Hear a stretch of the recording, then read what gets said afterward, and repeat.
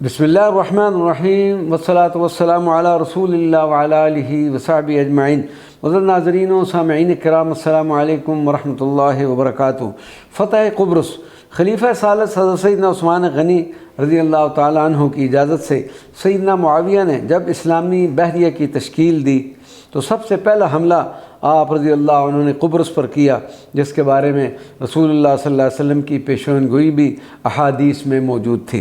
حضرت امام بخاری نے اپنے صحیح البخاری میں حدیث نبوی کے یہ الفاظ اس طرح نقل فرمائے ہیں: اول جیش من امتی یغزون البحر قد اوجبوا، میری امت کا پہلا لشکر جو بحری لڑائی لڑے گا اس پر جنت واجب ہوگی۔ وجوب جنت کے اس ارشاد نبوی کا مصداق ہونے کے لیے سیدنا معاویہ کی اس بحری فوج میں جلیل القدر صحابہ کرام نے خوشی اور مسرت کے ساتھ شرکت فرمائی۔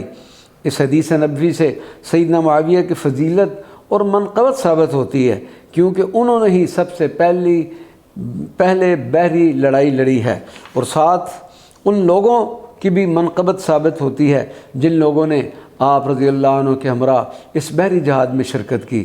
جزیرہ قبرص کی طرف سے سیدنا معاویہ نے مسلمانوں کے عظیم لشکر کے ساتھ پیش قدمی کی، اور ساتھ ہی دوسری جانب سے حضرت عبداللہ بن سعد بن ابی سرح ایک لشکر کثیر کو لے کر ان کی مدد کو آن پہنچے۔ اہل قبرص کے ساتھ اسلام کی عظیم جنگ ہوئی، مسلمانوں کو فتح حاصل ہوئی، انہوں نے مخالفین کے بے شمار لوگوں کو تیق کیا اور لاتعداد لوگوں کو قید کر لیا۔ مسلمانوں کے اس سے کثیر اموال بطور غنیمت حاصل ہوئے۔ سیدنا معاویہ کی مساعی سے اللہ تبارک و تعالیٰ نے مسلمانوں کو یہ عظیم فتح نصیب فرمائی۔ آخر کار اہل قبرص نے سید معاویہ کے ساتھ 7,000 سالانہ جزیہ ادا کرنے کی شرط قبول کرتے ہوئے صلح کر لی۔ واقعہ شہادت حرام۔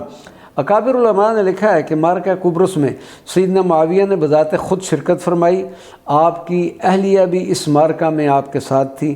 علاوہ ازیں اکابر صحابہ کرام بھی اس غزوہ میں شریک تھے۔ حضرت عبادہ ابن صامت کی اہلیہ حرام بنت ملحان بھی ساتھ تھیں، جن کے متعلق حدیث صحیح میں ایک پیشن گوئی جناب نبی کریم صلی اللہ علیہ وسلم کی موجود ہے کہ آپ صلی اللہ علیہ وسلم نے خواب سے بیدار ہوتے ہوئے ارشاد فرمایا کہ میری امت میں سے پہلا لشکر جو بحری جہاد کرے گا اس نے اپنے اوپر جنت کو واجب کر لیا ہے۔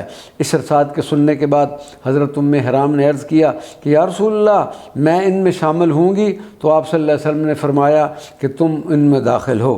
قبرص میں حرام ایک بغلہ یعنی خچر پر سوار ہوئیں اور اس سے گر پڑیں اور وہیں ان کا انتقال ہو گیا۔ جزیرہ قبرص میں آپ رضی اللہ تعالیٰ عنہ کا مزار مبارک ہے، لوگ وہاں آپ کا بہت زیادہ احترام کرتے ہیں اور بعض اوقات بارش طلب کرنے کے لیے ان کے توسل سے دعا کرتے ہیں۔ اس واقعہ سے نبی کریم صلی اللہ علیہ وسلم کی مذکورہ پیشن گوئی صحیح ثابت ہوئی، کیونکہ حرام پہلے بحری غزوہ میں شامل ہوئی اور وہی انتقال کر کے جنت میں خیمہ زن ہوئی۔ جزیرہ قبرص کی فتح سیدنا معاویہ کی مساعی سے ہوئی، اور اکابر صحابہ کرام بھی اسلامی مہم میں ان کے ساتھ تھے، اور غزوہ کے اہل جیش کے حق میں نبی کریم صلی اللہ علیہ وسلم کی طرف سے جنت کی خوشخبری دی گئی۔